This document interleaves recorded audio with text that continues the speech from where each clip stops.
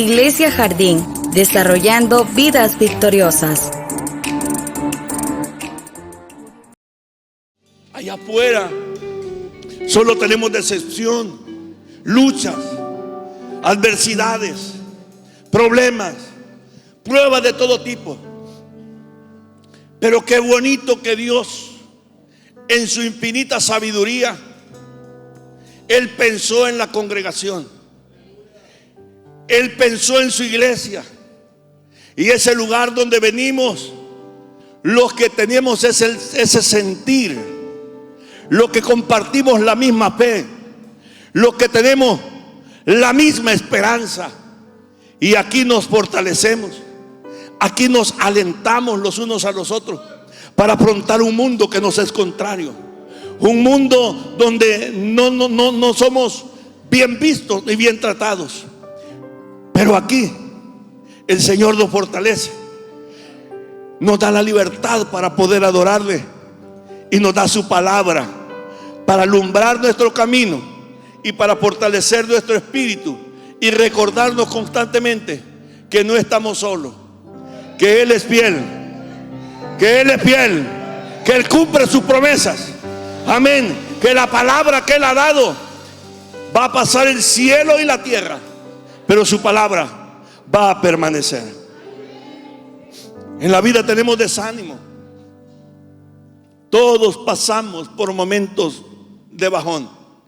Todos pasamos por momentos en que nos sentimos tristes, nos sentimos desanimados. Pero eso es normal, porque le sucedió a grandes hombres de fe como Elías, por ejemplo. Dios le da una orden a Elías que vaya y descienda, como que dice: anda, metete a la boca del lobo, mi presencia irá contigo. Y se ve confrontado por un pueblo que había abandonado a Dios. Toda la nación había abandonado a Dios. Tenían un culto pagano, habían abrazado un culto pagano, no lo que Dios, no la adoración a Dios, la habían desechado. Tenían profetas y sacerdotes paganos también que adoraban a Baal. Y los confronta Elías, usted sabe la historia. Y la cosa es que cuando Elías pide de Dios que descienda fuego, no había terminado la palabra cuando el fuego de Dios cayó. La gente que le había dado la espalda a Dios vuelve al Señor y apresan a los falsos profetas, a los sacerdotes paganos, y les dieron muerte a todos. Fue una gran victoria. Pero sucede que después encontramos a un Elías deseando la muerte, escondido en una cueva, después de haber visto la gloria y el poder de Dios manifestarse. Ahora estaba temblando, ahora estaba lleno de miedo, ahora estaba depresivo y le dice al Señor: mátame de una vez, yo no soy mejor que mis padres. Y es que, hermanos, después de una gran victoria también hay peligro del más grande desfallecimiento y del más grande desánimo. Mire, cuando estamos en lucha, cuando estamos en la guerra, pues hombre, nuestros sentidos están despiertos y alertas por lo que pueda pasar, y estamos en constante comunión con el Señor, orando, clamando, pidiéndole: Señor, ayúdame, Señor, socórreme, ábreme puertas, Señor, ilumíname el pensamiento, dame la idea correcta, impúlsame, dame fuerzas para hacer lo que debo hacer, Señor, sáname, Padre, líbrame. Y ya estamos. Pero cuando la victoria se alcanza, ahí viene la caída. Después de la crucifixión de Jesús, ahí va aquellos dos caminos de Emaús. Qué poder el de Jesús. Cómo sanó a los ciegos, cómo sanó y levantó paralíticos, cómo sanó leprosos. Y se rascaba la cabeza y se miraba uno con otro, y nosotros que pensábamos que ser el elegido de Dios, que ser el Mesías. Cuando de repente se les acerca otro En el camino se incorpora y le dice: ¿qué pláticas son las que tienen entre ustedes? ¿Eres tú el único que no ha escuchado lo que pasó allá en Jerusalén? Cómo Jesús hizo grandes proezas, hizo milagros, hizo maravillas, y lo mataron, hombre. Y esto hace ya 3 días. Estaban en bajón. Y es que cuando las cosas no se dan como nosotros queremos, nos desanimamos. Todos queremos, sin excepción, todos queremos un Dios a la medida. Para algunos, qué grande eres, Señor. Y para otros, Diosito, dice. Mi Diosito, dice. Como que si fuera algo que se pudieran echar a la bolsa. Todos quieren un Dios a la medida. Unos quieren un Dios alegre. Unos quieren un Dios serio. Unos quieren un Dios vengativo. Otros quieren un Dios compasivo. Otros quieren un Dios complaciente, que atienda todos sus caprichos, porque si no me alejo y dejo de creer en ti. Pero no ese es el tipo de carácter y de cristiano que Dios espera desarrollar a través de nuestra vida. ¿Cómo le hacemos entonces para que el bajón no nos deje abajo? Para que el desánimo no trascienda a la depresión o a la incredulidad, que es peor. Tenemos la palabra. Y ese es el tema para ahora. Creyendo en sus promesas. Porque una cosa es oír, otra cosa es creer. Si usted está aquí, pues usted es bienaventurado, porque es muy probable que la fe se encienda en su corazón. Pues la palabra de Dios dice, y yo la creo, que la fe viene por el oír, y el oír la palabra de Dios. Por eso viene la fe, pero el oír la palabra.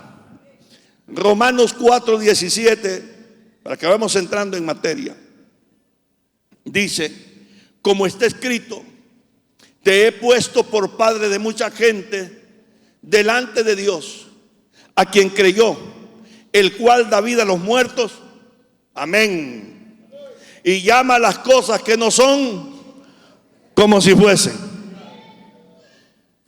Te he puesto por padre de gente. Estaba hablando el apóstol Pablo de Abraham. Cuando Dios lo llama, Dios le dijo: te he puesto por padre de muchas gentes delante de Dios, a quien Abraham creyó. Ese Dios que da vida a los muertos y llama las cosas que no son como si fuesen.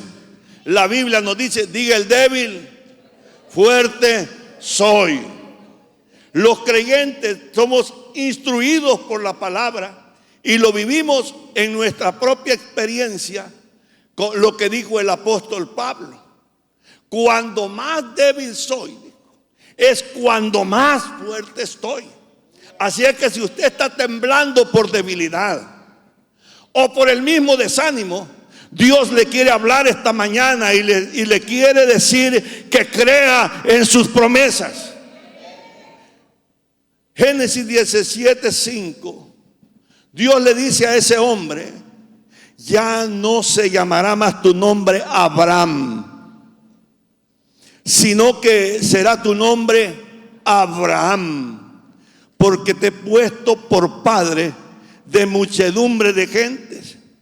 Cuando Dios llamó a Abraham y lo sacó de Ur, Abraham escuchó la voz de aquel que lo llamaba y creyó en aquel que le dio promesas, que haría de él una gran nación. Y salió, dice la Biblia, sin saber a dónde iba. Y creyó la promesa de Dios, que su descendencia sería como la arena del mar y como las estrellas, las cuales no se pueden contar. Usted puede hablar del firmamento aquí y dice: bueno, hay noches que sí se pueden contar porque están ralitas. Yo tuve la experiencia de subir al Sinaí, y cuando usted asciende arriba, si pareciera que el cielo se le acercó. En verdad, ahí en esa zona del planeta Cuando el cielo esté estrellado no se necesita luz, se ve con claridad. Y Dios le dice, así va a ser tu descendencia. ¿Lo podría usted creer si se lo dijera a usted? No mintamos. No mintamos. Estamos delante de Dios. Abraham sí creyó. Yo quiero decirte en esta hora que cuando Dios promete algo, Él lo va a hacer. Cuando Dios compromete su palabra, Dios lo va a hacer. Muchas veces nosotros dudamos de las promesas de Dios, sobre todo cuando la promesa tarda en cumplirse. Claro que sí. Sin embargo, Abraham no dudó. No hubo incredulidad en él, al contrario, seguía confiando en lo que Dios prometió. Él seguía creyendo que Dios es fiel. Y es por eso que la Biblia llama a Abraham el padre de la gente de fe. Nosotros somos descendencia de Abraham porque también hemos creído en el mismo Dios de él. Mantenemos esa fe. Cuando era ya como de 100 años, la Biblia dice que llegaron a la tienda de Abraham 3 personajes. Génesis 18:10. Ya Abraham ya era viejito, Sara también, y llegan estos 3. Yo le voy a pedir a usted que por favor, cuando lea ese capítulo 18 de Génesis, lo lea con detenimiento. Amén. Lo lea usted en su casa. Y por ahí le estaba pidiendo un lapicero yo a la niña Isabela. Y de suerte de ella siempre, ella que es escribiente, siempre anda con qué apuntar. Gloria a Dios. Y usted va a leer que hay una conversación entre esos 3 personajes. En el verso 10 dice: de cierto volveré a ti, y según el tiempo de la vida, he aquí que Sara, tu mujer, tendrá un hijo. 100 años, un viejo de 100 años.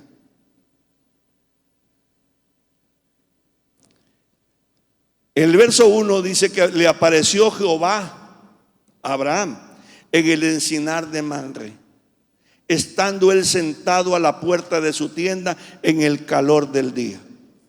Y alzó los ojos y miró, y aquí 3 varones que estaban junto a él. Y cuando lo vio, salió corriendo de la puerta de su tienda a recibirlos y se postró en tierra. Y dijo, eran 3. Y dijo, ¿qué dijo? Señor. Y eran, ¿y por qué le habla como que fuera uno?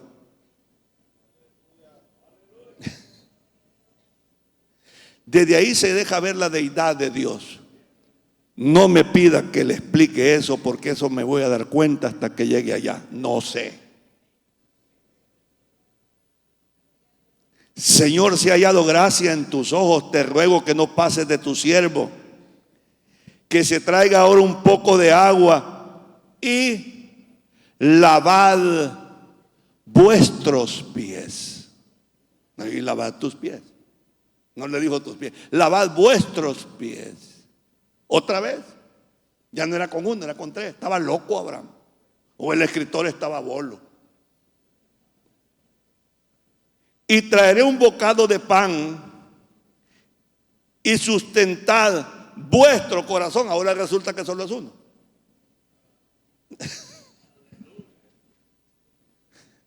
Ahí se lo dejo a usted, y cuando tenga una explicación lógica, ahí viene y me enseña. El verso 8 dice: tomó también mantequilla y leche y el becerro que había preparado y lo puso delante de ellos, y él se detuvo con ellos. Y allá abajo en el 13 dice: entonces Jehová dijo a Abraham, ya no eran 3, ya era 1, se llamaba Jehová.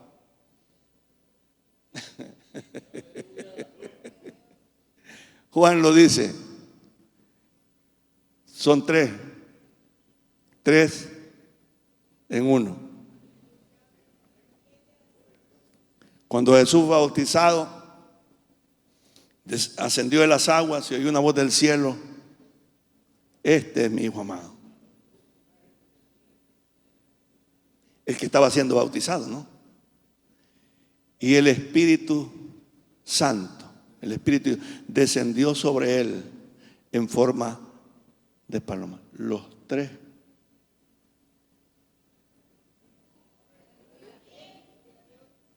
No tenemos tres dioses, tenemos uno solo. Pero sucede, les decía, que las promesas de Dios a veces se llevan su ratito. Porque para Dios 1000 años es como un día, y un día es mañana. Quizás le digo a usted mañana. Un mañana para él son 1000 años. Y para nosotros son 24 horas. Así que usted puede confiar en Dios. Espere con paciencia. Si Dios lo prometió, Dios lo hará. Pasaron muchos años después de que Dios le dio la promesa a Abraham que iba a ser de él una nación grande. Pero Dios hace cosas con nosotros los seres humanos que muchas veces las cosas que Él hace no tienen lógica. ¿Se acuerdan ustedes de Sadrach, Mesach y Abednego? Los traen delante del rey, les inquieren y les dicen que al sonar los instrumentos de música ustedes se van a postrar y van a adorar mi estatua. Y a lo que ellos respondieron: mira, no lo vamos a hacer, los vamos a mandar al horno. Dice: no importa, aunque nos mates, no vamos a adorar esa estatua. Y que Dios, le dijo el rey, los va a poder librar de mi mano, aunque Él no nos libre. Aunque no nos librare, nosotros no lo vamos a hacer. Y los echaron al horno. Y sucede que ya en el horno no eran 3, eran 4. Y no estaban quejándose, no estaban gritando, no estaban lamentándose, andaban caminando. El rey, al ver eso, se queda sorprendido y manda a llamarlos. Dice: salgan, salgan. Y cuando salen, no salen 4, salen 3. Y la cosa es que los turbantes no se les quemaron, el pelo no se les quemó, ni siquiera echaban olor a humo, dice. Pero lo curioso es esto. La pregunta es: ¿podría Dios haberlos librado de que los echaran al horno? ¿Podría Dios haberlos librado de que el rey dictara sentencia de que los echaran al horno? Claro que sí. ¿Por qué Dios no lo hizo? Hermano, entre más grande la dificultad, más grande el milagro. Entre más grande el problema, más grande la gloria que Dios se lleva. Podía librarlo Dios desde antes es más, ni se le hubiera pasado por la mente al rey llamarlos ante su presencia. Pero si Dios está contigo, no va a suceder nada, no va a pasar nada. Y si pasa, pues que pase. Amén. La Biblia dice, hermanos, que seamos fieles hasta la muerte, y que si somos fieles hasta la muerte, Él nos dará la corona de vida. Pero a veces el milagro sucede cuando nosotros ya pensamos que no va a pasar nada, que hay que resignarse. En mi familia yo he visto milagros. Mi hermana es médico y ha visto el milagro y el poder de Dios en su vida. Hubo accidente una vez que no se podía mover, quedó prácticamente tirada, acostada en una cama. Y Dios la levantó, pero inmediatamente. Yo he orado por gente por cáncer. No digo que yo soy milagrero, Dios hace milagros. Y yo creo en su palabra. Me acuerdo una vez un hermano con su esposa termina el culto y sale a encontrarme. Yo pensé que a saludarme, ¿no? Como muchos lo hacen. Pero me dice: pastor, ¿puede orar por mi hija? Y dije: quizás para que tenga una oportunidad más en su empresa, que la asciendan, o para que vaya a una buena universidad, o va a abrir un negocio, algo así yo pensaba. Porque quiere que oremos. Mi hija le han detectado cáncer en el cuello y andaba ella con su cosa aquí en el cuello. De verdad, sí, me dijo, y va, me dijo, para su tratamiento el lunes. Oremos, le dije. Yo no pierdo nada. Y le pusimos la mano y oramos en el nombre de Jesús. Mire, hermano, la gloria es para Dios. Va el lunes, le hacen las pruebas para poder apuntar la radiación que le iban a dar en el punto donde debía. Y cuando dicen a buscar el cáncer, no estaba. No estaba. A veces puedes creer que estás en lo último, que ya no soportas, que ya no hay más, que solo esperas la muerte. Pero Dios es así. Lo que nos enseña esto es que entre tanto haya aliento de vida en tu cuerpo, te aferres a la fe. No te sueltes. No te sueltes. Tómate de la mano del Señor, y aún la muerte va a ser algo que no te va a asustar, no te va a sorprender, ni va a ser algo dramático en tu vida. ¿Se acuerdan de Jacob? Jacob bendijo a sus hijos, y después de bendecir a sus hijos, solo se estiró, dice, y tomó su último aliento. Tranquilo. Que así sean todos ustedes. Que así sea para todos ustedes, en el nombre de Jesús. Que la muerte no sea para usted algo que usted, no, más bien véala como la puerta, la última puerta que entra, que lo lleva a la eternidad, a la presencia de Dios. Dios salvó a esos 3 jóvenes, Sadrach, Mesach y Abednego.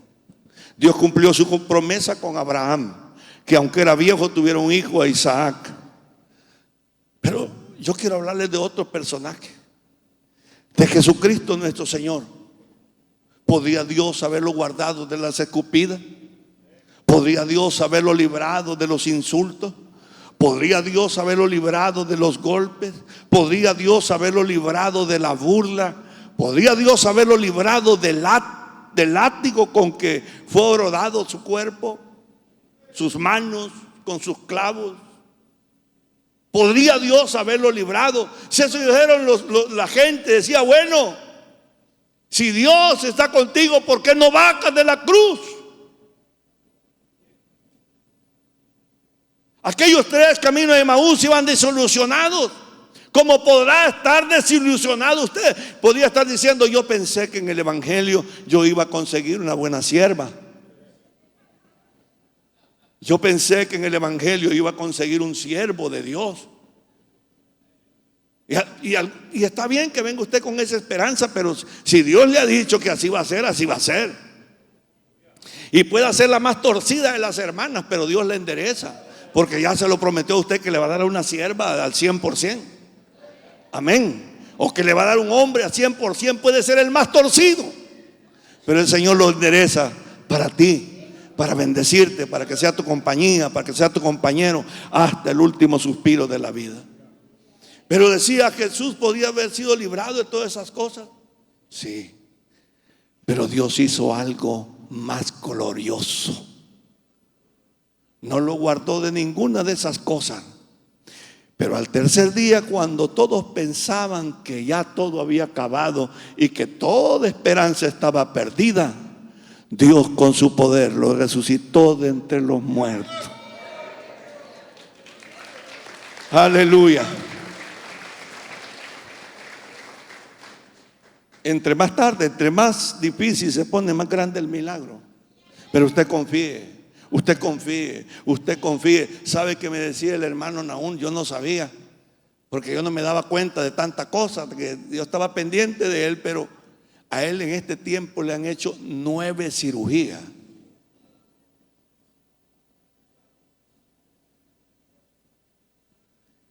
Primer cirugía, un gran tumor. ¿Cuál va a testificar en su momento? Biopsia, cáncer. Pero qué cosa. Dios había hecho crecer algo en el estómago que ni los médicos saben cómo llamarle, porque eso no existe en nuestra anatomía. Algo, una pared. Ese tumor estaba ahí, pero estaba separado de todo lo demás. Y esta última operación que le hacen, el doctor le dice: mira, estás lleno de cáncer. Eso fue cuando él estaba despertando medio. Todavía no había reaccionado bien. Está lleno de cáncer. Tomé unas pruebas ahí, pero hay tratamiento, puedes salvarte. Mandan el tejido a biopsia. ¿Y qué va a creer?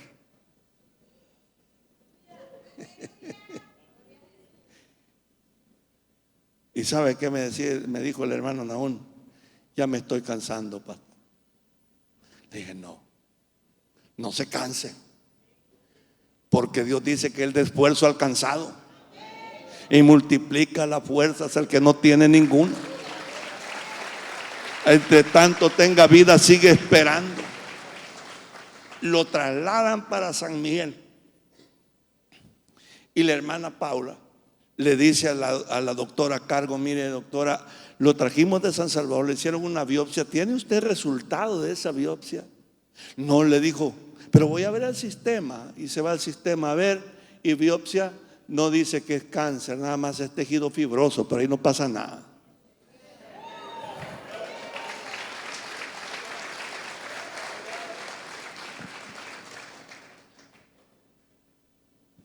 ¿Qué dice el Señor? Cuando pases por el fuego, no te vas a quemar. Pero no le dice que no va a pasar, ¿verdad? Cuando pases por el fuego, no te quemarás. Y si por las aguas, tampoco estas te van a negar. Diga conmigo esta mañana: no moriré, sino que viviré y contaré la gloria del Señor. Aleluya, gloria a Dios. Pero entre tanto, la promesa y el cumplimiento, hay un lapso, y para Abraham fueron muchos años, y en ese lapso es peligroso, porque cuando la promesa tarda, tras ella viene la duda. Y eso usted lo tiene que saber. Usted tiene que entender: si usted permite que la duda haya lugar en su mente, lo va a llevar a hacer locuras. Locuras como esta. Génesis 16:1. Sarai, mujer de Abraham, no le daba hijos, y ella tenía una sierva egipcia que se llamaba Agar. Dijo entonces Sarai a Abraham: ya ves que Jehová me ha hecho estéril. Te ruego pues que te llegues a mi sierva, quizá tendré hijos de ella. Y atendió a Abraham el ruego de Sarai. Y Sarai, mujer de Abraham, tomó a Agar, su sierva egipcia. Y al cabo de 10 años que había habitado Abraham en la tierra de Canaán, y la dio por mujer a Abraham su marido. Y él se llegó a Agar, la cual concibió, y cuando vio que ella había concebido, miraba con desprecio a su señora. Paciencia, hermano. Que pastor, no aguanto. Que mire, paciencia, sí aguanta. Y cuando no aguante, cuando no soporte más, la fuerza de Dios va a comenzar a obrar en usted, para que la gloria siempre sea para Él. Pasan 10 años y el hijo de la promesa no venía. Y cuando pasó el tiempo, tanto Abraham como Sara ya eran personas llenas de años, y la prometida descendencia no venía, no se miraba nada, nada, ni un tantito. Estaban ya desesperados. Sara toma a su sierva, le dice: mira, Abraham, aquí te tengo esto. Y como la costumbre de esos pueblos era que si la esposa no daba hijos, la esclava podía parir hijos. Y la costumbre era que a la hora de dar a luz, la señora se la metía entre las piernas mientras la sierva estaba pariendo. Y el hijo que salía no se le tomaba como hijo de la esclava, sino hijo de la señora. Entonces, ya ve usted cómo son. Pero esa era cuestiones meramente humanas. Dios le dijo: yo te voy a dar descendencia. Yo te voy a dar descendencia. Usted lo encuentra en el capítulo 18 de Génesis, donde Dios se aparece y le dice: de a partir de hoy, según el tiempo de la vida, Sara va a concebir y va a dar a luz un hijo. Pero ¿qué sucede cuando nosotros nos desesperamos? Cuando la duda entra, mira locura. Cuando la duda entra en la vida, nos va a llevar a hacer locura. Pudo haber sido que Sara y Abraham hicieron eso por incredulidad. Puede ser que también tenían un deseo genuino de colaborar con el plan de Dios, pero sin importar el por qué Sara y Abraham hicieron eso, resultó que se convirtió en un problema que no necesitaban. La duda te va a llevar a hacer cosas que no necesitas. Te va a llevar a hacerte de problemas que no necesitas. La historia lo ha comprobado. El desespero al no ver la promesa cumplida te va a llevar a hacer locuras. Si la duda se anida en tu pensamiento y en tu corazón, el tiempo ha transcurrido y esa idea loca, mire cómo tiene el Medio Oriente. ¿Se necesitaba? No. La gasolina, el combustible, precios muy altos. ¿Y todo a consecuencia de qué? De esta locura. Por no haber tenido paciencia. Diga conmigo esta mañana: si Dios lo dijo, Él lo va a hacer. Aunque tarde, voy a esperar. Diga: voy a esperar. Amén. Gloria a Dios, que así sea. Aleluya. La Biblia tiene, según los estudiosos, de 7,000 a 8,000 promesas. Algunas promesas son directas, como por ejemplo: yo estaré contigo. Y Jesús lo dijo: yo estaré con ustedes hasta el fin del siglo. Otras son condicionales. Por ejemplo: si haces esto, yo te... Amén. Y les voy a mostrar unas promesas bíblicas, por ejemplo. Dios promete protección. Yo tengo testimonios de eso. Y es real. De protección. Salmo 23. ¿Qué dice el Salmo 23? El Señor es mi pastor. Nada me faltará. Un pastor cuida. Un pastor vela por su rebaño. Él es tu pastor. Él es nuestro pastor. ¿Qué otra promesa? Solo por mencionar alguna. De vida eterna.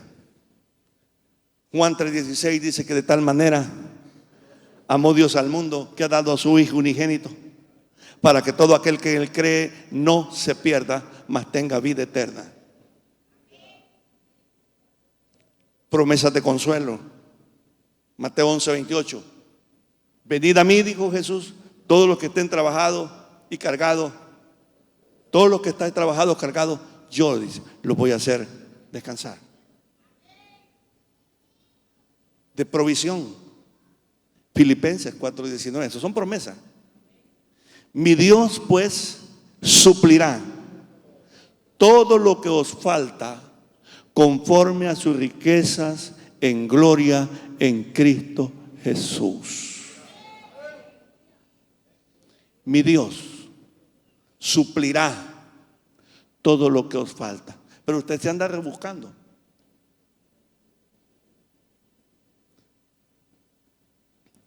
Donde Dios está, hay provisión. Donde Dios está, hay bendición. Pero una casa dividida contra sí misma no prevalece. ¿Cuántas veces a usted le pasa es que no sé si realmente entregar mi vida a Dios?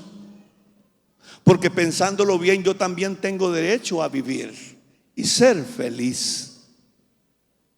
Está dividido. ¿Cree usted que una persona va a ser bendecida, prosperada? No, mentira, es paja esa. Está como la onda esta del cristianismo moderno. El cristianismo moderno, yo no sé de dónde han sacado esa cosa la gente. Vienen a la iglesia, el adúltero sigue siendo adúltero, el ladrón sigue robando, pero sienten en su corazón, piensan que está bien, cristiano, y los cristianos Dios se los lleva para el reino. No, el cristiano es diferente. Arrepentidos, convertidos, para que vengan de la presencia de Dios tiempos de refrigerio, tiempos de cambio.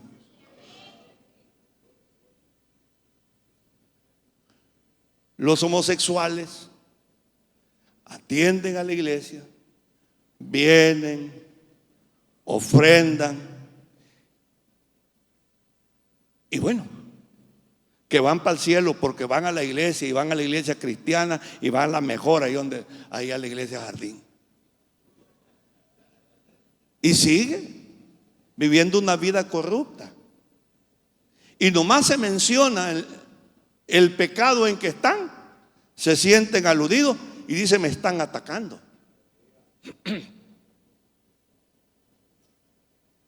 Y el pecado también tiene que ser confrontado. Confrontado no quiere decir que te ataco. Confrontado es: no, mira que está el espejo, mírate bien, júzgate. ¿Es correcto o es incorrecto? ¿Está esto deforme o está bien?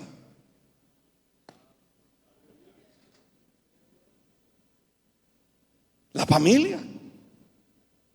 ¿Por qué las familias son disfuncionales? Porque no hay unidad de propósito. Porque no hay unidad en lo que queremos. Metas, propósitos comunes en la vida. Allá vamos y nos tomamos de la mano. Allá vamos. Todos contribuimos al propósito. Pero ¿qué pasa? El hombre trabaja, se la juega, y la mujer teniéndose las jetas en la calle, en la casa, con sirvienta para que le dé de comer a ella también. Que se levante cuando. Hermanito, puede ganar miles de dólares al mes. Igual se va a ir como agua entre los dedos. ¿Por qué dice eso, pastor? Si hay buena provisión, mi marido, dirá alguien por acá, mi marido se gana $5,000 al mes. Ni que pasara yo solo en el gasto, me los acabo. Prueba de ello es que también tiene tarjeta de crédito porque el efectivo no ajusta. Ya hay cuentas por pagar. Pero yo te aseguro que si la compañera o el compañero, porque también sucede de ambos lados, se ponen en un mismo acuerdo y los dos contribuyen, los dos les meten esfuerzo, ¿cómo no va a prosperar? ¿Sabe qué es la bendición más grande del trabajo? Es que te alejas de todas las babosadas que se te vienen a la mente porque estás ocupado. Las ideas llegan, pero no tenés tiempo para hacerlo porque estás trabajando. Lo glorioso del trabajo no es tanto lo que ganas, es de lo que te evita de hacer con el tiempo. Porque no solo babosadas se le pasa. Miren, bien dicen por ahí que una mente desocupada es taller del diablo. El hombre viene con la lengua de afuera, la lengua de corbata, ¿Qué horitas de venir, verdad? ¿Qué horitas de venir? ¿Y de dónde venís? Si vengo del trabajo, no le dice, mira, aquí te tengo preparada la comida que te gusta. Yo tengo tu chocolatito. Aquí te tengo tu machigüita. ¿Cómo le dicen a machigüita que le dan a los cuchitos? Pero también la bebemos nosotros, la gente, el chilate, ese machigua para humano. Aquí te tengo tu machigüita, mira, para que el chanchito no se apeche. Ahí vamos contribuyendo. Pero cuando tenemos unidad, hermano, sobre todo, como dijo Ruth, tu Dios, mi Dios, tu pueblo es mi pueblo. No hay nada que lo pueda parar, hermano. No hay nada que lo pueda parar. Se lo dice que es bueno para muy poco. Nada te puede parar. En todas las áreas. Yo iré contigo, dice. Yo estoy contigo. Y Dios va a estar contigo si tú estás con Él. Si Dios está por nosotros, Pablo dijo, ¿quién contra nosotros?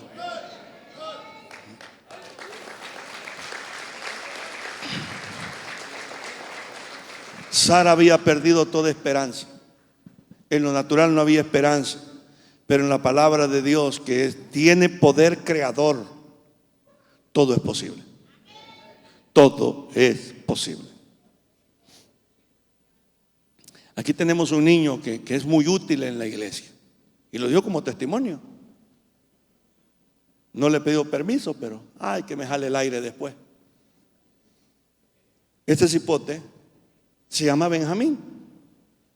Benjamín es sobrino en segundo grado de la hermana Aurora, pero es la abuela de Benjamín.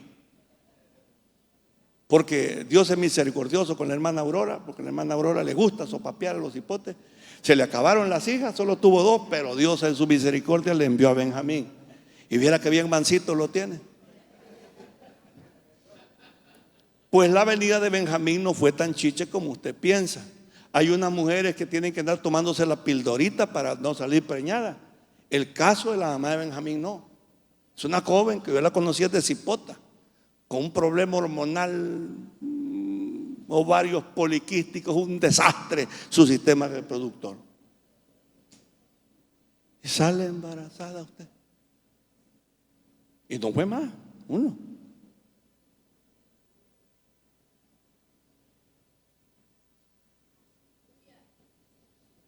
¿A quién le va a decir usted en la lógica que eso sucede? Es imposible. Pero para Dios es posible. Para Dios no hay nada imposible. Para Dios no hay nada imposible. Y la gente de fe ve los milagros de Dios en su vida. Yo, dice Sara, una viejita como yo va a volver a sentir deleite y a concebir hijos y que mis pechos den de mamar a un niño. Por eso es que Isaac se llama Isaac, significa risa. Sara se rió. Y Dios le dice a Abraham, ¿por qué se ríe Sara? Porque Sara estaba detrás de la pared de la tienda, pero así como todas las mujeres, con la oreja puesta. ¿Cuáles eran las pláticas del marido? Se ha reído. Sara le dice a Abraham, ¿te has reído? No me he reído. No. Y Dios le dijo, vas a tener un hijo. Isaías 40:29. Y todos estos pasajitos, vaya y véanlo en el Facebook después para que usted se anime. Su fe se acrecente.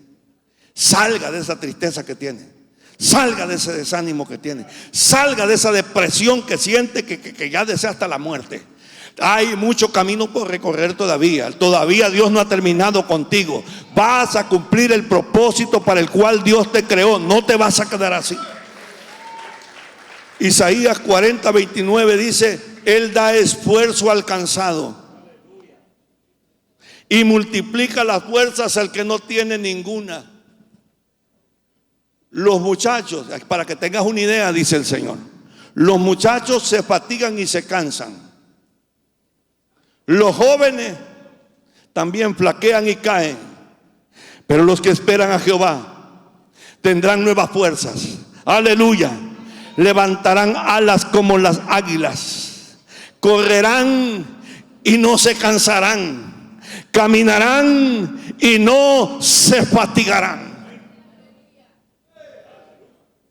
Y Hebreos 11, versículo 1 nos confirma, es cierto, dice lo que dice Isaías, porque es pues la fe, la certeza de lo que se espera, la convicción, la seguridad de aquello que no vemos.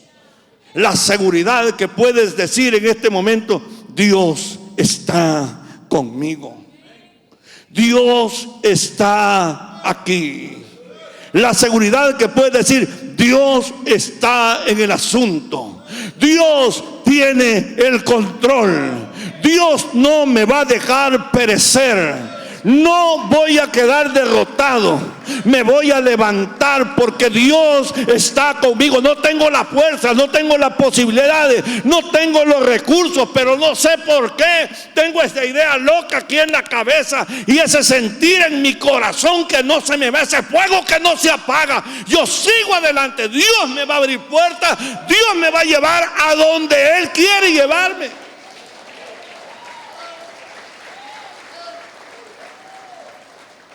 Porque a veces la situación nos dice lo contrario.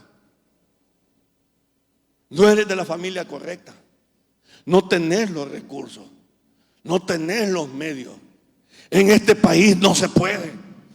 Claro que se puede. En el nombre del Señor sí se puede.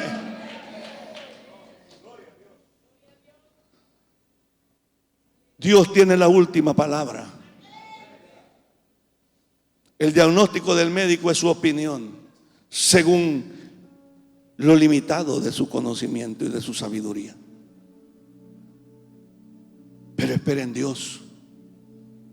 Él tiene la última palabra. Salmo 42:5. Porque aquí estoy hablando a gente de fe. El salmista dijo: ¿por qué te abates, oh alma mía, y te turbas dentro de mí? ¿Por qué te abates? Y él mismo se espera en Dios, porque aún he de alabarle, salvación mía y Dios mío. ¿Por qué te abates, oh alma mía, y te turbas dentro de mí? Quizás estés pasando por un proceso muy difícil, quizás un proceso triste y doloroso. Pero Dios me ha enviado a decirte hoy que puedes perder muchas cosas. Puedes perder personas, puedes perder una esposa, puedes perder un hijo, que eso, puedes perder cosas. Y te digo que con la ayuda de Dios vas a superar cada uno de esos eventos. Lo vas a superar.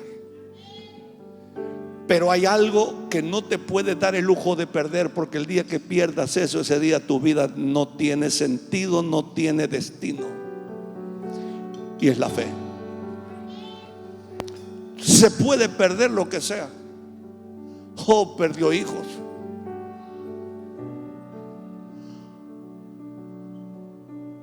Job lo abandonó su esposa. Job perdió todas sus posesiones. Pero Job no perdió su fe.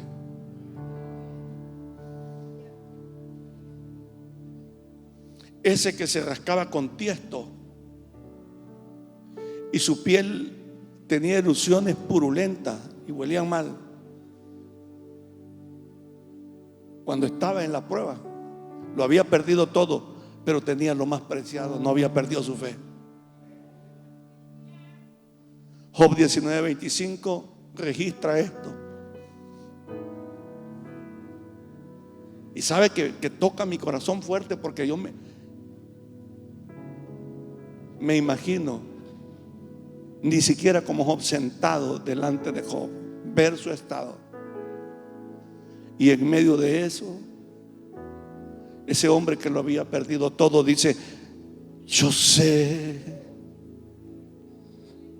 como todos ustedes saben, todos saben, yo sé que mi Redentor vive. ¿Quién es mi Redentor? ¿Qué significa la palabra Redentor? El que te redime, el que te salva. Yo sé que mi Redentor vive, y al fin se levantará sobre el polvo, y lo hizo al tercer día. De ese hablaba Job. Yo sé que mi Redentor vive, y al fin se levantará sobre el polvo, y después de deshecha esta mi piel. Porque él no miraba solución. Pero yo sé que mi Redentor vive y que se va a levantar del polvo, y después de deshecha esta mi piel, en mi carne he de ver a Dios. Creí en la resurrección. Creía que si Dios levantaba al Redentor del polvo, también el Redentor lo levantaría a él de la misma muerte. Aleluya. Al cual veré por mí mismo,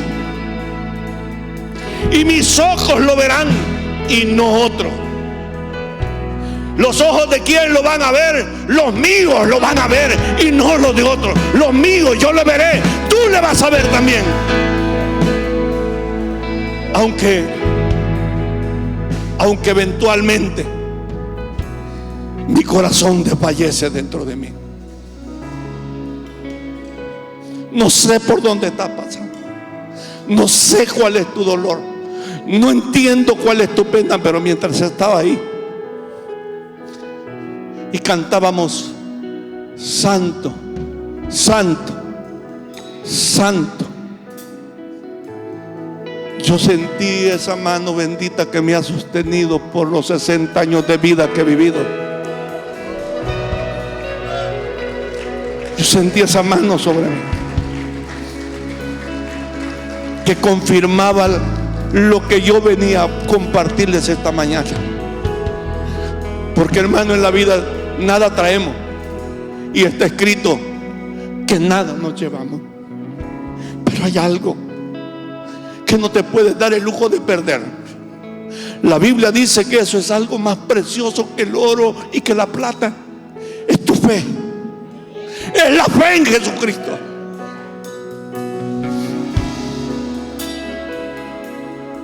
Es la fe.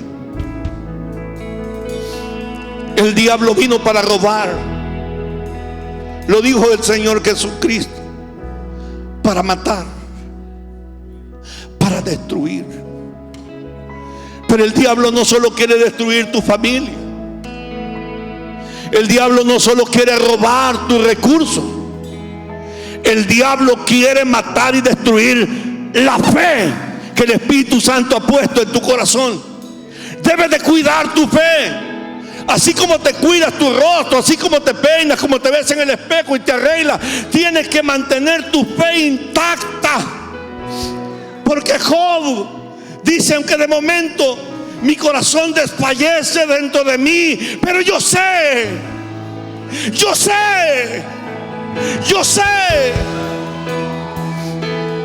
A Abraham Dios lo llamó su amigo, porque desarrolló y mantuvo una fe a toda prueba.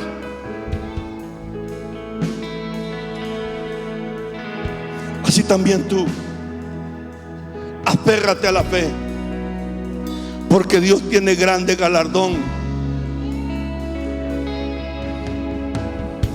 Pablo aconseja a Timoteo y le dice en el capítulo 1 de su segunda epístola a Timoteo,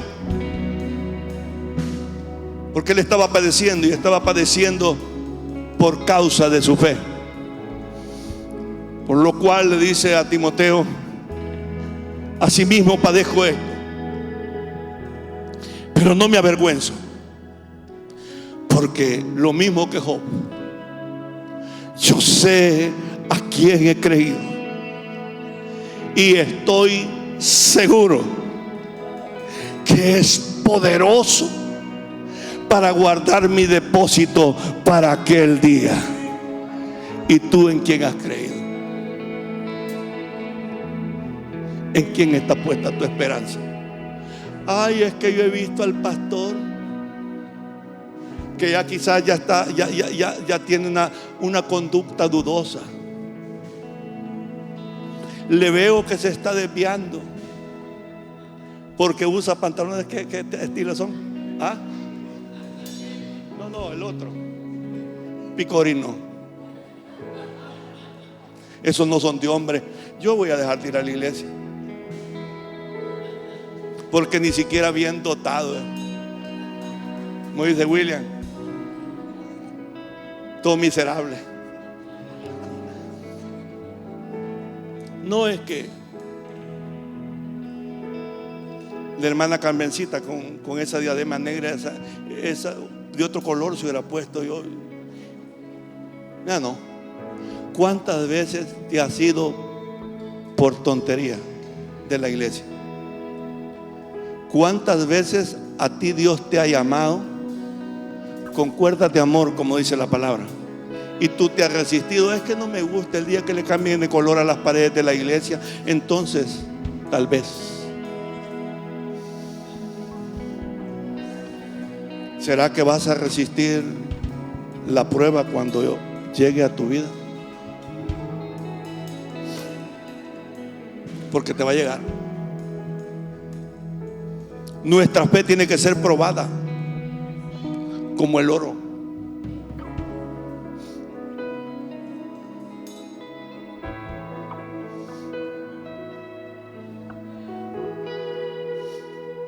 Hoy me estaba acordando del hermano Abilio. Con el hermano Goyo nos estábamos acordando de él. El hermano Abilio padecía de insuficiencia renal. Ustedes lo conocieron, ustedes saben. Mi mamá ya tenía un estado de que podía caer también una insuficiencia renal crónica. Estaba ahí tambaleándose y ratito como que se pasaba para el lado que no era. Y el hermano Abilio venía después de la hemodiálisis hasta coloradito, a veces con fiebre, y se sentaba detrás de la silla donde nosotros nos sentamos. Mi mamá estaba adelante y mi mamá volteaba a ver y le decía: hermano Abilio, ¿cómo está? Aquí, hermanita, porque él hablaba fuerte. Aquí, hermanita, adorando a mi Cristo. Y le decía: esta babosada me va a matar, pero no voy a dejar de creer, no voy a dejar de estar aquí. Y le decía la palabra de ánimo a mi mamá, que a cualquiera de nosotros nos anima también. No se ahueve, hermanita, le decía. No se ahueve, hermanita. Así es que hoy le digo a usted también, que está aquí esta mañana: no se ahueve, hermano. Dios está con usted. No se aflija. Póngase de pie y denle el mejor de sus aplausos. Aleluya. Señor, te damos gracias. Te adoramos. Gracias porque estás aquí. Gracias, Señor, por tu presencia. Gracias por esa unción poderosa que está fluyendo sobre la gente de fe, sobre la gente que cree, aquellos que tienen la mirada puesta en el blanco perfecto que eres tú, que no se desaniman, que no claudican, que no andan poniendo excusas, que no andan viendo a su derecha ni a su izquierda, aquellos que su mirada tienen en el blanco perfecto que eres tú. Bendícele, Espíritu Santo, con una doble porción de tu Espíritu ahora. Recibe, hermano. Recibe ahora, en el nombre de Jesús, esa unción que pudre los yugos, esa unción que rompe las cadenas. Recíbela. Recíbela en el nombre de Jesús. Recíbela en el nombre de Jesús. Recíbela. Recíbela en el nombre de Jesús. Gracias, Espíritu Santo. Gracias, muchas gracias.